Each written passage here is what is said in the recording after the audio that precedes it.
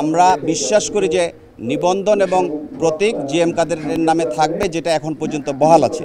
আমরা জাতীয় পার্টি নিবন্ধন 12 চেয়ারম্যান জিএম কাদেরের দলের পক্ষ থেকে আজকে নির্বাচন কমিশনার আনোয়ার সাহেবের সাথে আমরা আমাদের প্রতিনিধি দল, আমাদের প্রেসিডিয়াম সদস্য সাইফুদ্দিন আহমেদ মিলন, আমাদের ইঞ্জিনিয়ার ইকবাল হোসেন তাপস, উপদেষ্টা খলিল এবং আমাদের দপ্তর সম্পাদক এবং ভাইস চেয়ারম্যান হেলাল সহ আমরা একটা প্রতিনিধি দল দেখা করেছি।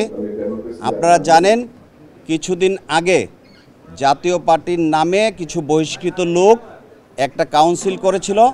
তারা নির্বাচন কমিশনে জাতীয় পার্টির নিবন্ধন এবং জাতীয় পার্টির প্রতীকের দাবি করেছে। সেই ব্যাপারে আমরা আমাদের দলের পক্ষ থেকে প্রধান নির্বাচন কমিশনার এবং নির্বাচন কমিশনের সচিব বরাবরে আমরা দরখাস্ত দিয়ে কেন সেই সম্মেলনটি বৈধ দশম জাতীয় সংসদ সম্মেলন নয় সেই ব্যাপারে আমরা আনুষ্ঠানিকভাবে পত্র দিয়ে গিয়েছিলাম। ওনারা বলেছিল যে পরবর্তীতে জানাবে।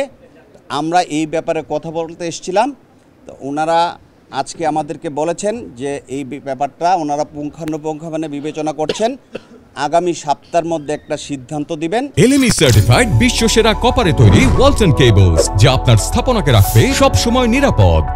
আপনারা জানেন জাতীয় পার্টির নিবন্ধন 12 এবং আমাদের চেয়ারম্যান জিএম কাদের এর পক্ষ থেকে আমাদেরকে আনোয়ার সাহেব বলেছেন যে এটা 2-1 দিনের মধ্যে জানাবেন এবং আমাদের প্রতীক এবং নিবন্ধন নিয়ে যে জটিলতা, আমরা আশা করি যে নির্বাচন কমিশন আইনগতভাবে যেই অবস্থানে জাতীয় পার্টি আছে, আমাদের দশম সম্মেলন হয় নাই, যে দশম সম্মেলন দেখানো হয়েছে এটা চেয়ারম্যান কর্তৃক অনুমোদিত না, প্রেসিডিয়াম কর্তৃক অনুমোদিত না।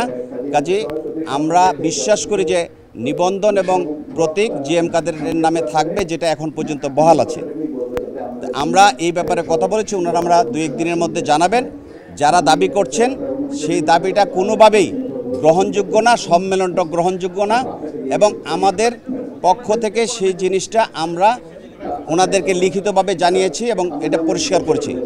আপনারা জানেন গত সংসদ নির্বাচন, উপজেলা নির্বাচন, মেয়র নির্বাচন, সকল নির্বাচনে জনাব গোলাম মোহাম্মদ কাদের নিবন্ধন 12 লাঙ্গলের পক্ষে মনোনয়ন দিয়েছে এবং সেই মনোনয়ন বৈধ হয়েছে। সংসদে আমাদের প্রার্থীরা প্রতিনিধিত্ব করেছে, মেয়র নির্বাচিত হয়েছে, উপজেলা চেয়ারম্যান নির্বাচিত হয়েছে।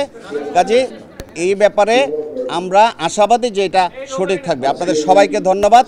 আমরা এই বলেই আপনাদের কাছে বিচ্ছিন্ন।